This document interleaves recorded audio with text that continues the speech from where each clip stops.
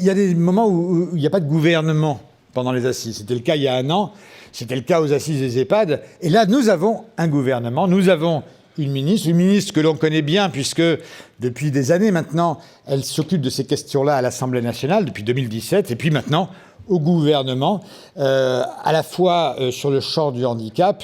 Je sais qu'un certain nombre de services ici, même si vous êtes surtout spécialisés sur le grand âge, sont aussi dans le champ du handicap. Elle est ministre déléguée à l'autonomie et aux personnes handicapées. Et je dois avouer que c'est avec une certaine impatience que nous l'accueillons et surtout que nous allons l'écouter, parce que la vérité, c'est que, et c'est la faute à personne, mais les charivaris institutionnels qui ont eu lieu depuis quelques mois nous ont privés d'une parole ministérielle depuis un petit moment. Et ces assises viennent de ce point de vue-là au bon moment, au moment où il y a, vous le savez, un débat parlementaire à l'Assemblée, maintenant au Sénat, sur le PLF, PLFSS, et où, à l'évidence, les professionnels, vous l'avez vu là dans les quelques minutes auxquelles vous avez assisté à la table ronde précédente, sont évidemment impatients d'une parole de l'État, d'une parole de la ministre. Merci d'être avec nous, chère Charlotte.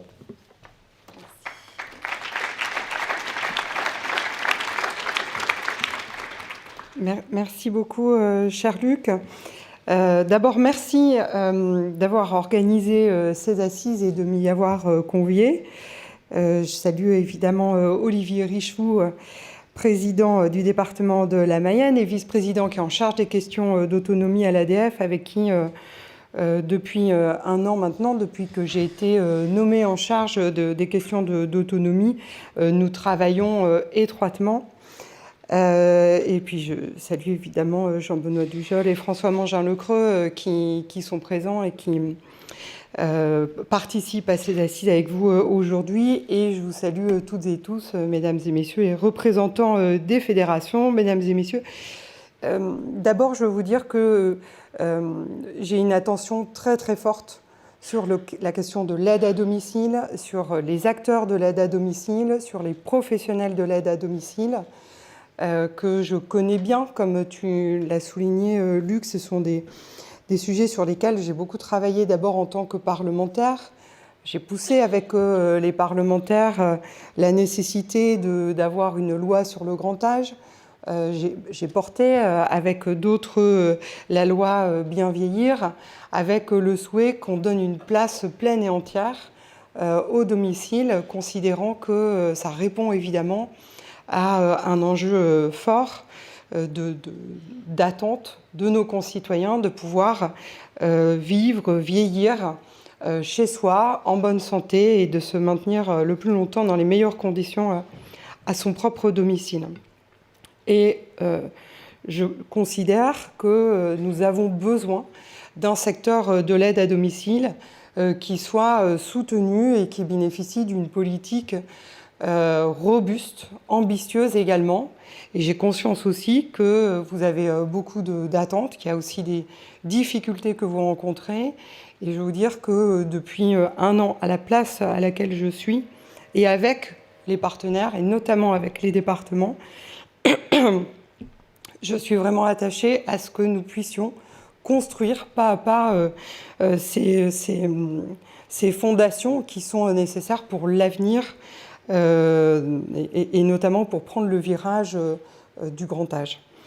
Je vais parler d'abord d'une question qui, pour moi, est à mettre au-dessus de la pile et qui est prioritaire, qui est la question de la valorisation des professionnels, des valorisations salariales, et sur lequel je souhaite vraiment qu'on puisse avancer. C'est un des thèmes, pour moi, majeurs.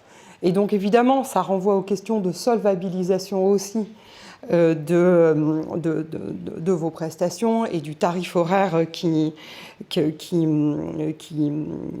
vous permettre de pouvoir soutenir ces enjeux et ces ambitions. Mais ce que je veux vous dire, c'est que moi, j'ai vraiment à cœur que l'on puisse trouver la voie de passage qui nous permettra, avec les départements, de pouvoir agréer vos accords salariaux et permettre qu'enfin, on puisse donner un vrai signal de valorisation de vos métiers et que par ce biais aussi, on puisse rappeler à quel point ces métiers sont importants, ces métiers sont centraux.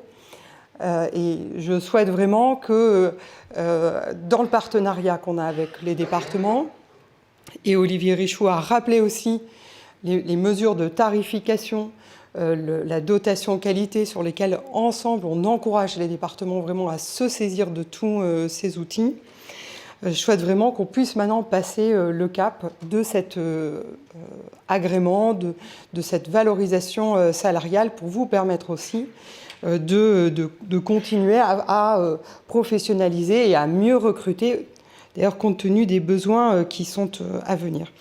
Et dans cet esprit-là, c'est aussi pour ça que j'ai souhaité que le fonds d'aide à la mobilité soit, et c'est en accord avec la loi Bien Vieillir, soit au-delà vraiment de la question de la mobilité, mais que ça porte véritablement sur la question des conditions de travail aussi des professionnels.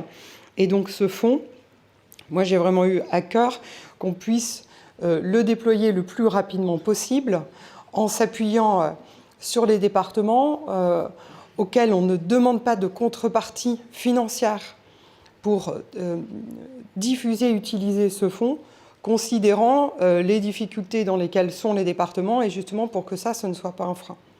Il y a eu des annonces très importantes du Premier ministre aux Assises des départements de France la semaine dernière. Et je pense que ça doit aussi nous aider à pouvoir continuer à porter ces engagements et sur les revalorisations salariales que j'évoquais tout à l'heure et sur la continuité aussi de ce fonds qui, donc, comme je dis, ne se limite pas aux questions de mobilité, même s'il doit permettre, par exemple, de vous doter de flottes de véhicules et ainsi permettre d'améliorer les conditions de travail des professionnels, mais qui permet aussi d'avoir du partage de pratiques, ce qui, je crois, est extrêmement attendu et nécessaire.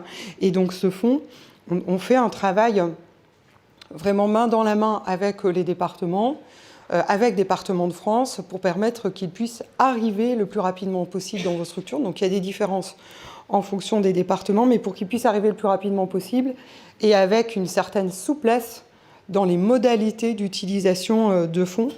Là encore, pour qu'ils puissent s'adapter au mieux aux réalités de chaque territoire, le département de la Mayenne n'étant pas dans les mêmes réalités, évidemment, que celui de la Seine-Saint-Denis, évidemment, et donc les besoins vont être différents. Je vais revenir également sur la réforme que vous avez évoquée un petit peu, et je crois que vous allez encore l'évoquer aujourd'hui dans ces assises, des services d'autonomie à domicile, que nous avons engagés, et je crois que c'est ça qui doit rester notre boussole commune. Elle est engagée dans le but de répondre aux besoins des personnes, à rendre plus simple, plus fluide aussi, l'accès à l'aide à domicile et à tous les soins à domicile, puisqu'on cherche vraiment à éviter de saucissonner la réponse à ces besoins pour les bénéficiaires.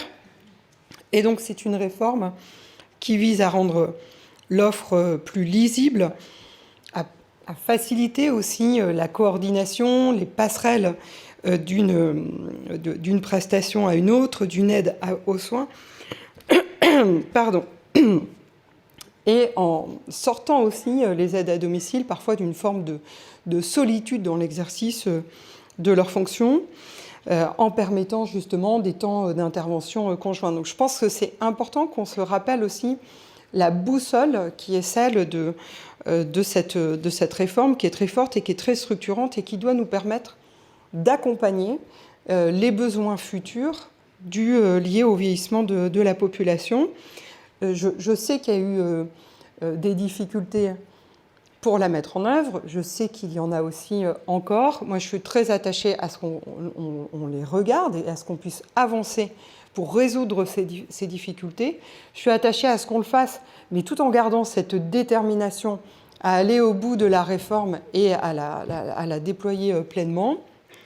Mais ce que je veux vous dire, c'est que je suis de près les difficultés qui peuvent être rencontrées. Je rencontre aussi vos représentants, les fédérations et bien sûr les parlementaires qui suivent également de près les difficultés qui peuvent parfois exister et qu'on a mis en place par ailleurs une task force avec l'ANAP, avec la CNSA, qui doit permettre de venir aider concrètement, méthodologiquement, là où il peut y avoir encore certaines difficultés qui existent. Et on a mis aussi quelques assouplissements dans la mise en œuvre de la réforme, parce qu'on sait bien que quand c'est des statuts différents, quand c'est des habitudes de travail différentes, c'est compliqué. Donc on veut continuer d'accompagner, mais tout en gardant la détermination de réussir cette réforme.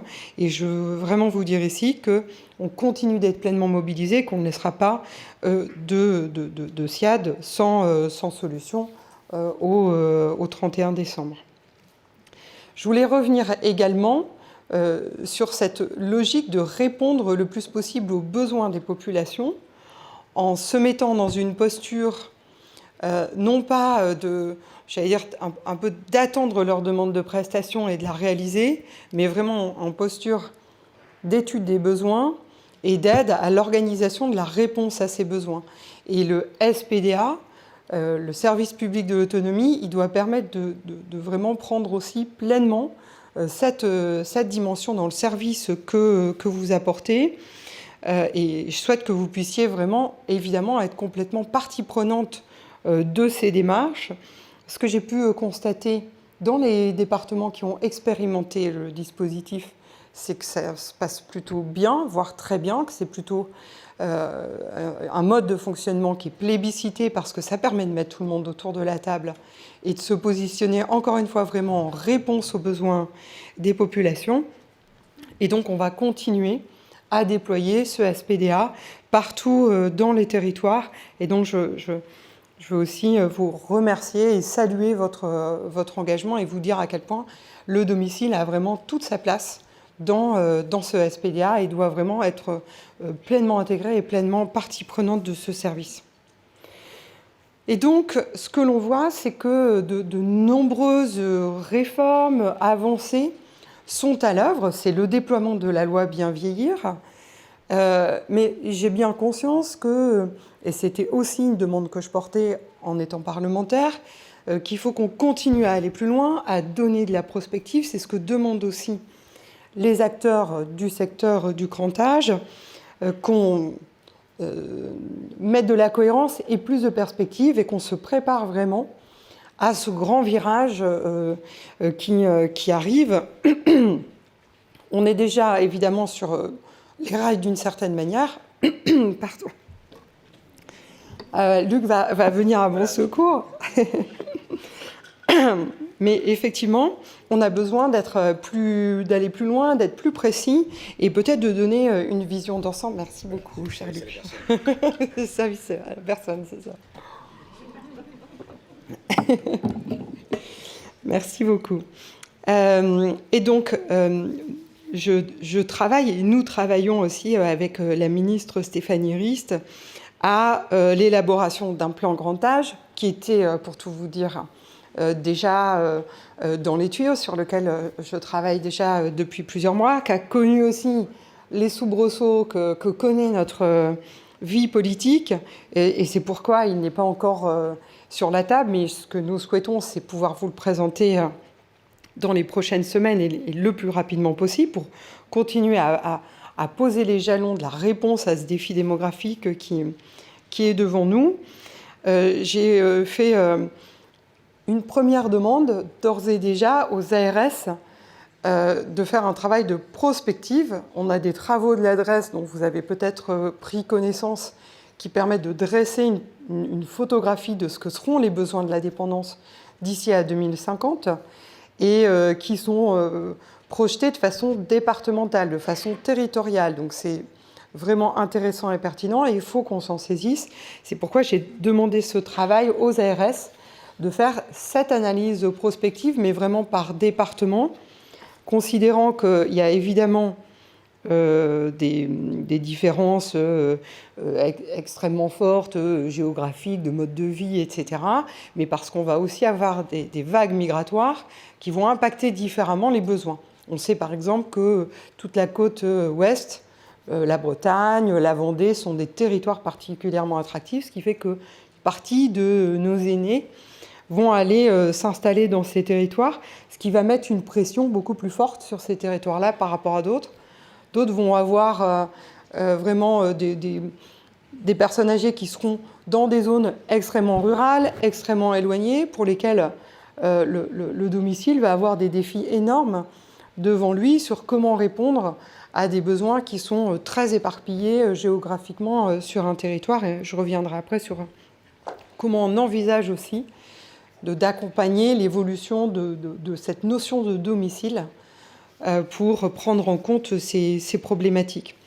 Et donc, les ARS vont démarrer ces travaux, vont le faire étroitement, en tout cas c'est ma demande avec les départements, puisque, vous le savez, c'est vraiment État et département côte à côte qui portent ces politiques du grand âge. Et le Premier ministre a d'ailleurs confirmé, réaffirmé la place prépondérante des départements dans ce dispositif. Donc on va d'abord apporter une photographie un peu plus précise, un peu plus travaillée sur ces besoins prospectifs, et à partir de là, commencer à projeter des formes de besoins, et notamment des besoins en appui, en aide à domicile, en soins à domicile, et dans les différentes formes qui existent. Et une de mes convictions, c'est effectivement que cette notion de domicile, elle va devoir beaucoup évoluer. On voit bien que dans certains cas, au bout d'un moment, maintenir des personnes très âgées, très dépendantes, ça devient extrêmement compliqué, ça devient particulièrement lourd aussi pour les professionnels du domicile, et que ça va nous amener à repenser les formes d'habitat.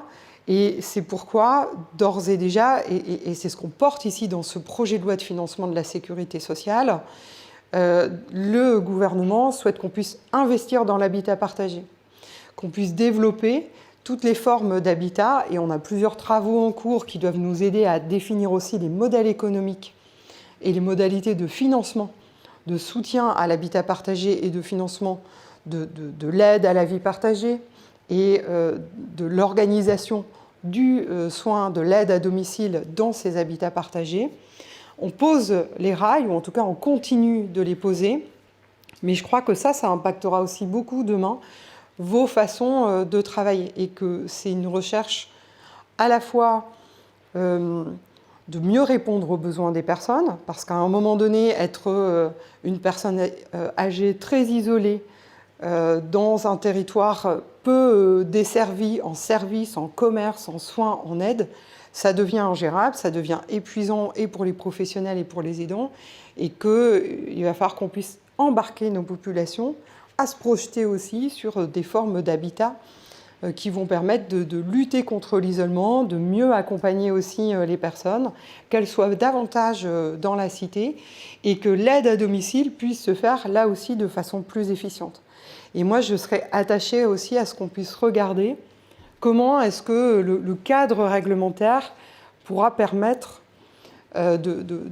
d'avoir des prestations qui soient les plus efficaces possibles, que la mutualisation parfois entre les personnes résidant dans un même lieu, ou en tout cas partageant des espaces collectifs, puisse se faire. Et donc ces travaux-là, ils jalonneront aussi ce plan grand âge.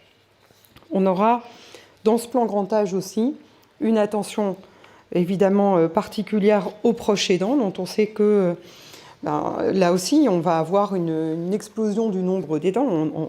On est et on sera tous aidants dans les années à venir, et donc on va continuer aussi de soutenir notre stratégie nationale Agir pour les aidants. On va continuer là aussi à faire connaître, à valoriser le droit à l'allocation journalière de proches aidants, encourager les aidants à utiliser les solutions de répit qu'on va continuer là aussi à déployer. Et sur ces questions, on aura évidemment besoin de vous pour continuer à apporter des solutions de répit, pour mettre en œuvre les solutions de relayage qui maintenant bénéficient enfin du décret tant attendu et que je souhaitais qu'on puisse sortir le plus rapidement possible, et qui, pour moi, doit pouvoir aussi permettre de continuer à faire évoluer les formes d'accompagnement et de répit aux proches aidants.